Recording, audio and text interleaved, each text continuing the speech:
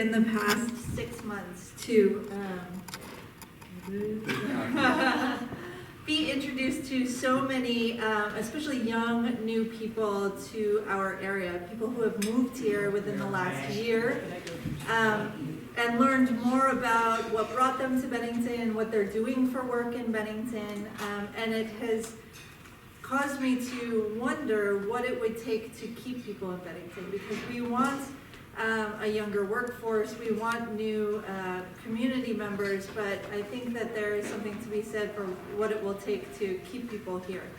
I met Carolyn, I think, here at the Croquet Open House and Shire's Young Professionals Mixer back in May, and then got to know her throughout the croquet season along with Rod, and have kind of built this like chat group with a lot of new people to the area, and it's just been such a great experience. So I asked her, at first I asked Mike what he would think about having a series of speakers who are all new to Bennington to tell us what brought them here, what kind of work they're doing that may surprise us, and that quintessential question about what it would take to keep them here. And Mike obliged, so thank you, Mike. And then my next call was to Carolyn to ask her if she would be willing to come and share with us, and she was. So I'm not going to tell you her story, she's going to do that, but please help me welcome Carolyn Gilbert.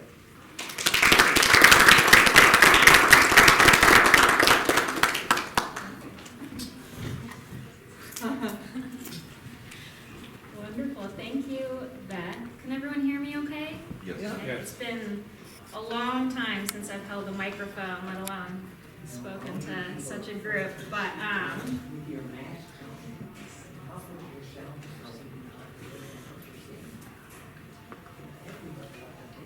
so as Beth mentioned, my name is Carolyn. I moved to Bennington of March of this past year, so I suppose it's been about 6 months since I've moved here. I am a native Vermonter. I spent most of elementary school in Thetford, Vermont, because my father worked at Dartmouth College, and then we moved to Montpelier, Vermont, where I finished high school. After finishing high school, I said I want to leave Vermont, I want to leave New England. I was ready for a bigger city, a bigger state, so I actually ended up going to college in Minnesota, in St. Paul, Minnesota, right next to Minneapolis. And it was a school called McAllister College. It was a liberal arts school, but it had a very long history of internationalism, and that's what I was drawn to. And I actually did want to mention, too, that I'm a big fan of Rotary. To this day, one of my best friends is a girl from Germany who studied abroad through Rotary at my high school in Montpelier, and so I definitely have Rotary to thank for that friendship. As well as tomorrow I'll be volunteering at Garlic Fest, and I'm really excited to participate and support that fest I've heard a lot about. So anyway, I lived in Minnesota for 4 years going to college, and then I began dating a person who is from Albany, New York. So after graduation, I moved to be with him and thought I wanted to go to law school. And my parents said, before you, take the LSAT, and before you, take out your student loans and commit 3 years of time to law school, why don't you, try working in a law office? And so I got a job as a legal assistant at the U.S. Attorney's Office. And so there I supported federal investigations, working with federal law enforcement agencies, such as the FBI, DEA, with investigations and prosecutions of federal crimes. And so I was there for 3 years, and over those 3 years realized I did not want to be a lawyer. So it was a very fulfilling and educational experience, and realized I would not be happiest as a lawyer. But during my time in Albany, I was also very busy volunteering with the immigrant and refugee community in Albany, which is significant. Ever since I would say 2005-ish, they've been receiving refugees from Southeast Asia, and over time that has evolved into refugees from Iraq and Syria, Eastern Africa, the Congo, as well as special immigrant visas from Afghanistan over the years, translators, and of course, even this week they're receiving more families from Afghanistan specifically. So I spent a lot of time volunteering with newly resettled families, helping parents, send their kids on the school buses and translating homework, and I found that experience incredibly fulfilling, being able to help new Americans who were in my community. And so with that experience and realizing I would not be a fantastic lawyer, I decided to go to graduate school and study international development. And so international development is something that I had always been very interested in, with my interest in travel and internationalism. And so I thought a master's degree in this subject would help me, have a better understanding of the field and a greater skill set to bring into the workforce. And so, in large part because master's degrees are also very expensive in the United States, I looked to Europe, and I attended the London School of Economics in their master's degree program, which, and also in England, master's degrees are 1 year. So I was like, okay, I get to live in London, I get to save a little money, even though London's expensive, and I can do this master's degree in 12 months instead of, 24. So I had a fantastic time over there, made friends from all over the world who were there to attend the program and the school, and was able to travel Europe a bit. It was during Brexit, so it was an exciting time to be in England, but I'm really, really grateful for that experience. And so after finishing that program, I got a job in Washington, D.C., and this was my first international development job, and it was for a company called Dexis, which is a USAID implementer. So basically it's a government contractor that obtains work from primarily the U.S. Agency for International Development, but also Department of State and a little bit Department of Defense. So when you hear of the United States having an interest in, for example, improving or fighting HIV and AIDS abroad, what happens is they put out, a solicitation RFP for an organization who is best equipped to do that work, to bid on it, through a competitive process. And I was on the team at my company to bid on those opportunities and say, we're the best organization to do the work that you want to do in Kenya, in Somalia, in Nigeria, in India, wherever the U.S. might be wanting to support foreign governments and foreign communities. So I very much liked that work. I was there in person in D.C., right by the White House, working with a fantastic team until COVID hit, of course, and we were all working remotely from that past March. And I, in D.C., again, because it's expensive, was living in a 2-bedroom. There were 4 of us in a 2-bedroom, so it was 2 couples. And then we were all working from home together.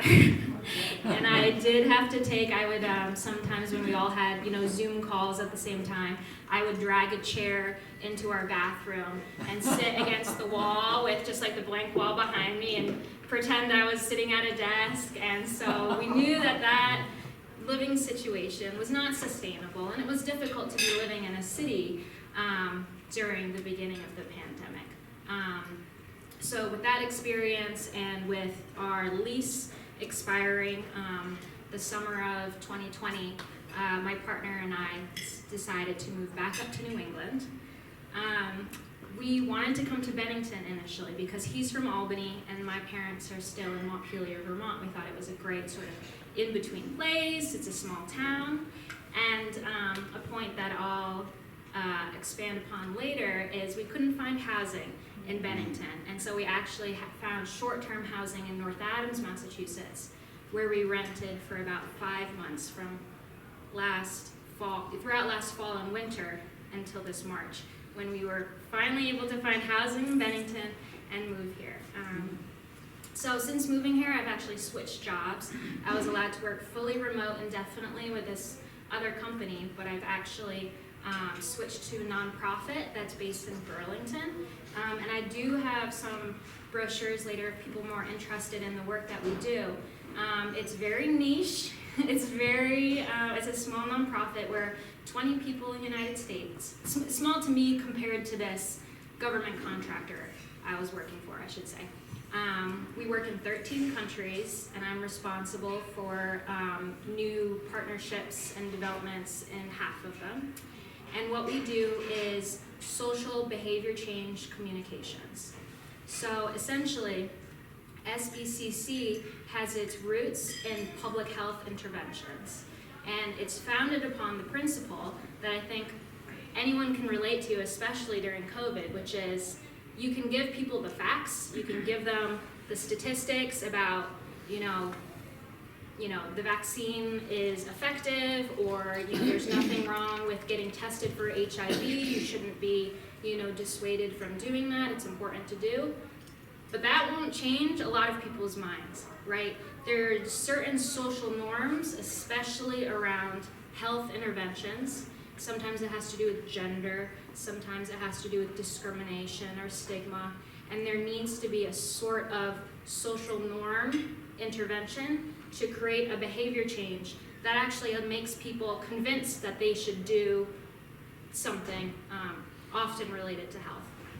So the work that the organization I work for is called Population Media Center, and we produce different sorts of media products. Usually they're dramas. They're soap operas that explore in depth over many, many episodes these social issues. So it's the power of using storytelling to not just give people the facts and the statistics and the headlines, but to use storytelling in an emotional, compelling way where we can craft characters that are much like the audience and impersonating or embodying different sorts of perspectives, like opinions about a social issue, and role model different sorts of decisions and choices that this person can make, so that the audience or whoever's watching or listening to the show can be better informed and sort of wrestle with these ideas. So for example, we have shows about HIV, family planning, gender-based violence, where perhaps the main character is a young woman or a father who's considering marrying off her daughter, if that's happening in the particular country where the show is going to be, and trying to really come to terms with what he should do. Tradition says he should marry off his daughter, but she really wants to stay in school. He's going to talk to his friend about it. He's going to talk to his sister about it, and that's just one of the storylines that we would be able to role model, and then hopefully, and we can measure it, change people's perspectives and make them more open-minded. And so, of course, this sort of methodology is relevant and pertinent in all sorts of media. I'm sure there are TV shows that you all watch where you're like, wow, I never thought about it like that. Or, there's Will and Grace in the 90s, having characters of different sexual orientations, and people saying, oh, wow, they're so great characters, and connecting with them on that emotional level. So essentially that's what the nonprofit I work for does. So I think it's creative, it's compelling, because we do mass media. We're able to reach audiences in the millions. We had a show in Nigeria with a regular audience of 12 million people, and then we can compare people who watch the show. We'll do surveys of thousands of people in interviews, and compare the people who watch the show to people who don't watch the show, and ask them questions, how much do you support girls' education? And the people who watch the show after watching it will say they support it a lot more than people who haven't watched the show. So that's one of the ways that we can measure how people are persuaded or a little bit more open-minded to particular issues through the entertainment. But it's always informal, indirect messaging. It's not that you need to do this, you need to do that. It's much more, here's a story, here's what could happen if you drop out of school, right? Or this could happen if you do make this decision. letting the audience take from it what they may. So that's a bit about the work I do now. I'm responsible for our work in Nepal, Democratic Republic of Congo, Ethiopia, Kenya, Tanzania, Nigeria, Zambia, Mexico, and Guatemala. So they're all fantastically interesting countries. We work always in local languages. We have hardly any shows in English, so it's quite exciting and creative place to work that I really think is doing some good around the world. So to speak to Beth's prompt for me, which is why I came to Bennington and what it would take to make me stay, and along with my partner who I live with. Like I mentioned before, Bennington, logistically, we didn't want to live in the backyard of our parents in Albany or in Montpelier. Like, Bennington's good, it's an hour, 2 hours from both. We can see them regularly, and that will work really well for us. We were big skiers. We're like, we're gonna get season passes to Magic Mountain, to Bromley. This will be great. We're working remotely now. My partner too has permission to work remotely indefinitely. And we got a dog, so we're like, great, we're not in a city, we can have a proper little yard for the dog, we can be in a place that's highly vaccinated and less densely populated as well. But I will say that there are two areas that do have me wondering whether or not this will be the place for us. The first, as I mentioned before, is housing. Housing, I think, as a lot of people know, is in short supply across Vermont. And it's not just affordable housing, which of course is, I think, a huge priority for our community. It's housing for everybody. I think my partner and I, we make very, solid middle class money, but nonetheless, there was just no housing to be had when we were looking, and that's why we had to be in North Adams. No hate on North Adams, but we wanted to be in Bennington instead. And so, just renting wise, there's just not enough housing out there. And I don't know if the solution, I'm sure part of the solution is just build more. I know that people are coming in from out of state buying second homes. I know it's a variety of factors, but honestly, if for whatever reason our landlord doesn't want us to be there anymore, raises the rent, I could quite easily see us just having to leave Bennington because there's not many options around. There are houses on the market to buy, but again, I don't think we're gonna just buy a house just because there aren't things to rent, unfortunately. So that's definitely I think challenge, especially people in my demographic as young professionals, not in their 20s, not quite ready to buy, but also not necessarily on Section 8 or food stamps. It's that still, they need to rent, they can't buy, but also not quite, affordable, state-supported housing issues. So that's been a little bit of a challenge for us. And then the second issue, I think, which is part of the reason why I went to the college I did, is diversity. Diversity is incredibly important to me. I am a person of color, and in high school I definitely felt, even in Montpelier, which I think is, I'm not sure, but I think more diverse than Bennington, I definitely felt that in order to find a fulfilling community, I had to be in a more diverse environment. And so that's part of the reason why I went to college where I did, what I studied academically, what I did, why I went to London, why I went to DC. And as much as I like Bennington now, it is, oh, okay, well, it's not a diverse place. I'm always excited and surprised when I see another person of color on the street. And I'm like, I wonder if they're local, or and it's really, I think, an area that is lacking in my life and what could make my life and community a lot more fulfilling is to have a more diverse, friend group and community to live. Also related on the topic of diversity is, as much as I absolutely love the restaurants downtown, I think we could use some more diverse food options. I very much miss, Thai food, Indian food, Vietnamese food, and so I would be thrilled. I don't know if anyone's a cook or has any friends who are, strong chefs, but I will be at your restaurant every day if you do Thai food or really any of the Asian cuisines. Although, is it Fuji? It's fantastic. I have been there once, but anyway, that is something that I was like, oh, I'm really craving just a big hot curry right now, or something like that. And so, just throwing that out there, and I think related to the issue of diversity. So yeah, with that being said, Bennington has been a wonderful place the last 6 months. And it is in large part because of people like Beth who have shown me so much of these different sorts of activities and associations. Croquet was a fantastic time this summer. I'm so excited for Garlic Fest tomorrow. I was at the volunteer orientation yesterday and got to continue to meet some fantastic people. And so I am excited to see if Bennington will be, my long-term home. But, based on the prompt, I did want to be candid and honest about how I'm experiencing this new part of Vermont for me and how it's going. So, thank you.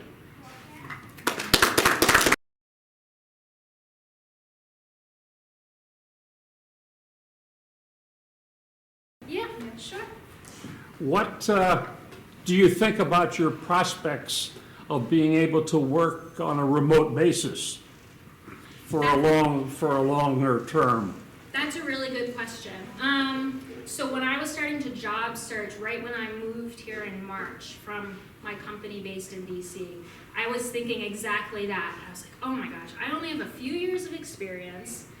I'm in Bennington. I'm pretty sure it's going to have to be remote if it's related to international development, right? Like, I was not aware of any international development organizations in driving distance. And I want it to be a fulfilling job. I want it to be what I want to do and what I'm good at. Mm-hmm. So I was extremely happy to find the position that I have now, in that it aligns with really what I was looking for. And they were hiring as a fully remote position. And what was actually funny is they were hiring for a remote position and they're based in South Burlington, partly because they recognized that Vermont is not diverse and they wanted to diversify their employee, staff. And it just so happened that I am a Vermonter, I am a person of color, and I happened to get the job all worked out. But it is a fully remote position. I am a people person, and so when I accepted the job, I was excited to know that I will be traveling for the job once COVID subsides, both to New York, DC, and internationally. So I really see that as a huge bonus for my interests and being able to work remotely, not having to commute every day, but still being able to travel.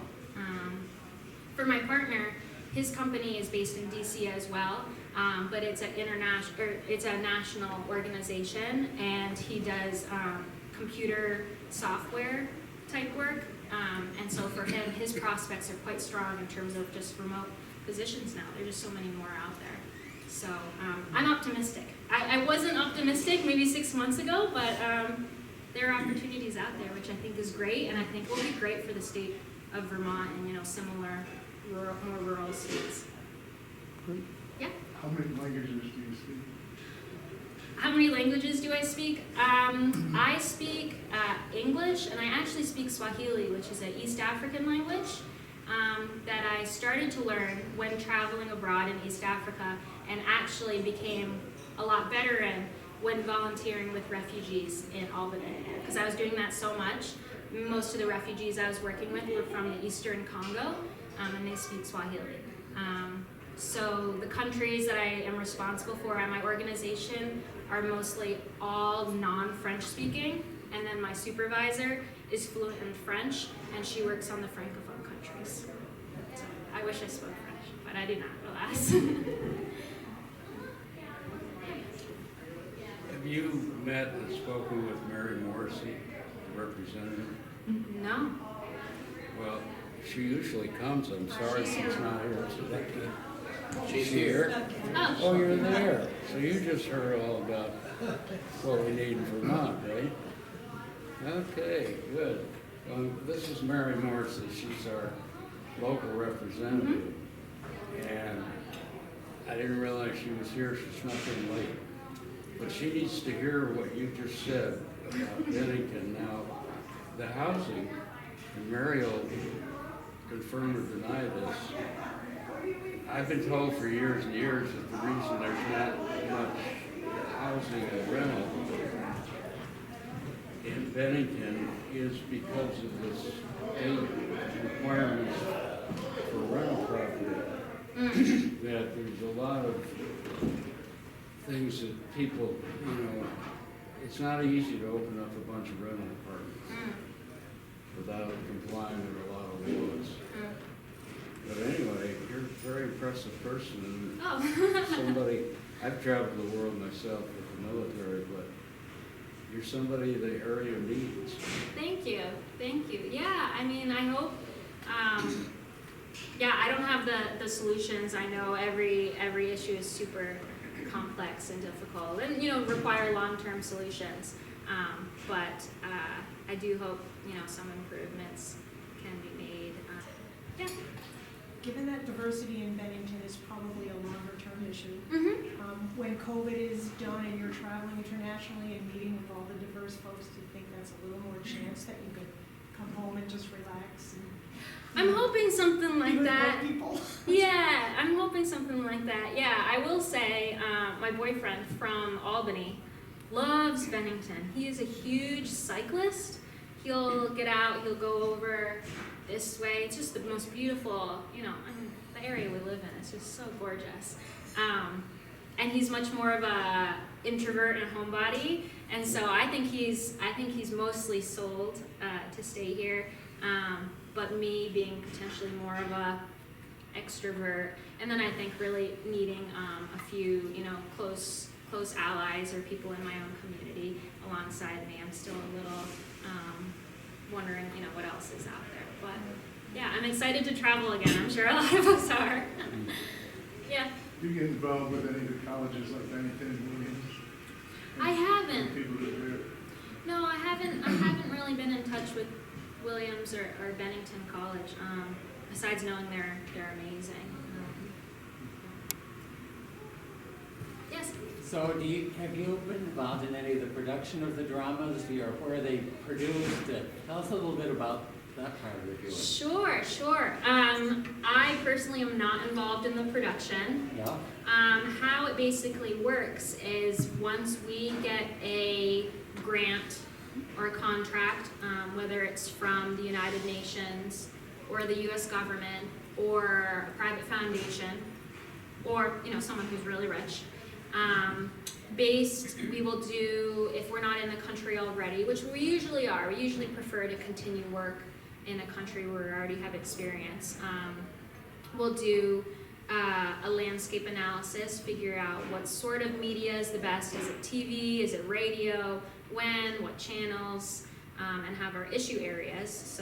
And all of our shows are multi-issue and incredibly intersectional, right? That's one of the strengths of storytelling, is that if you can, make up a character, it can be, not only a poor man you're describing, it can be a poor man in an urban area who's blind, right? A very intersectional storyline.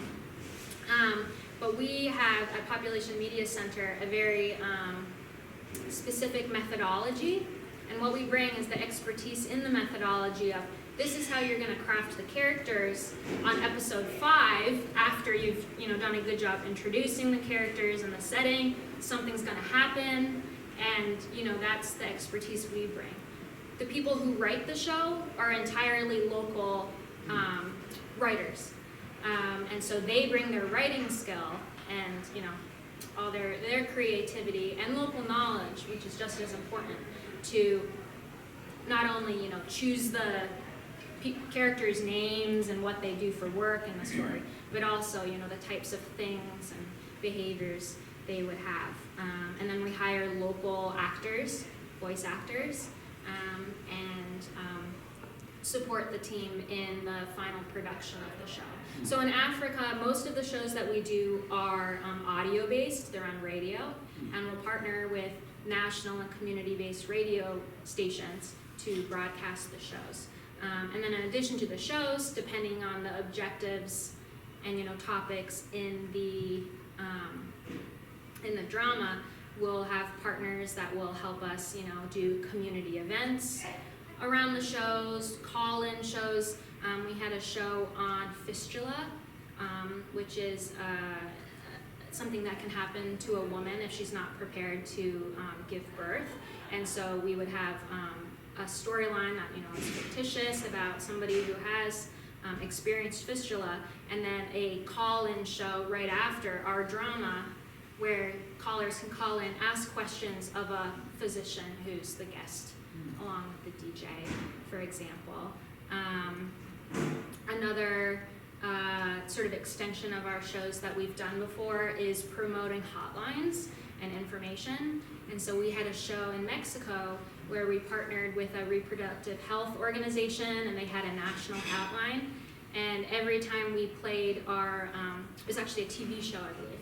Every time after the TV show, you know, we threw up the hotline. You know, if you're interested in learning more about family planning or, you know, domestic violence resources, call or text this number. And after every episode, they got about 3,000 phone calls and text messages to that hotline. So we know that people are listening, interested, and trying to learn more. So yeah, it's cool. Yeah, and I do have a couple like brochure type things. If people are interested in this sort of your work, you're welcome to take it and, you know, email me.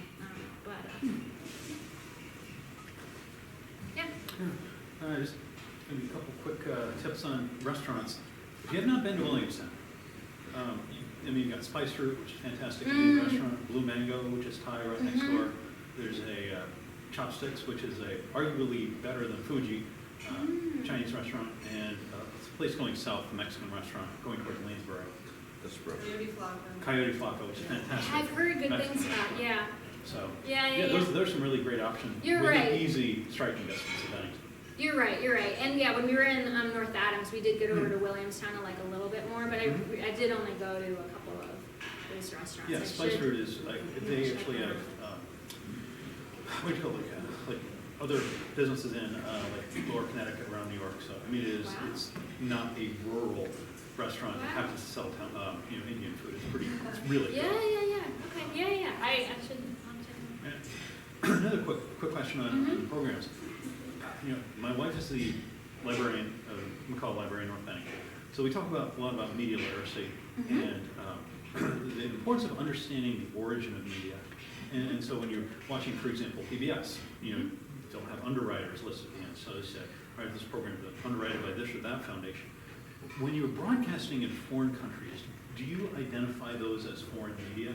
Or are they, I mean, if I'm watching something in Nigeria or Nicaragua, what is my understanding as a media literate person of the origins of that narrative? That's a good question. I would say my nonprofit tries to brand it as ours as much as possible, but I will say it will depend on the donor. By and large, our biggest projects are funded by the United Nations, whether it's UN Women or UNICEF. We have a couple children's related shows. But they usually are branded. For better or worse, UNICEF wants to get that recognition that they're doing this type of work. So they are, you know, because then we do full like publicity campaigns before a show starts. Posters on the buses, jingles on the, you know, all that stuff. Almost always, to my knowledge, will have those logos. Whether or not someone who's in the audience is paying attention to those logos and thinking about it and thinking about these sorts of, I think, questions that you're probably thinking, I don't know necessarily, but what I will say that I think is strong, or a good thing about the particular approach at Population Media Center is that in other parts of international development, we call it like the wagging finger. A lot of international development is like, you need to do this, like, don't you, like, you should be embarrassed if this, or like, just bossy, or not coming from a place of just like understanding and listening. Whereas I do think the storytelling, entertainment approach of just presenting it, listen to it if you want, like if you're not, you don't have to listen to it, right? And just storytelling is a lot more passive and softer, and that's what I think is a good thing about it, in terms of international development sort of strategy and respect for people's own decisions. Just a quick question, do you do programs in the U.S.? That's actually a really good question.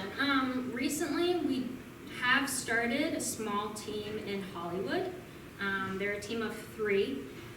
It's very different from the international side that I work on, mostly because Hollywood is insanely expensive. To start a show, I mean, we do shows for $1 to $5 million, which is not a lot.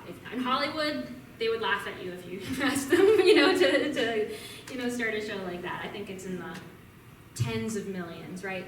So instead, what our Hollywood team does is meets with different sorts of, I think, production agencies and agents, and tries to promote sort of our methodology of social behavior change, saying like, look, you can't just have a TV show that says, oh look, and someone committed suicide, or so these really difficult subjects. You can't do that. It's irresponsible to some extent. It can cause a lot of harm to the audience. It can role model or glorify dangerous behavior. And so our team in Hollywood, my understanding is trying to just make sure that there's sort of accurate and ethical representation of these sorts of issues, as well as more gender representation and diversity in the media too. So.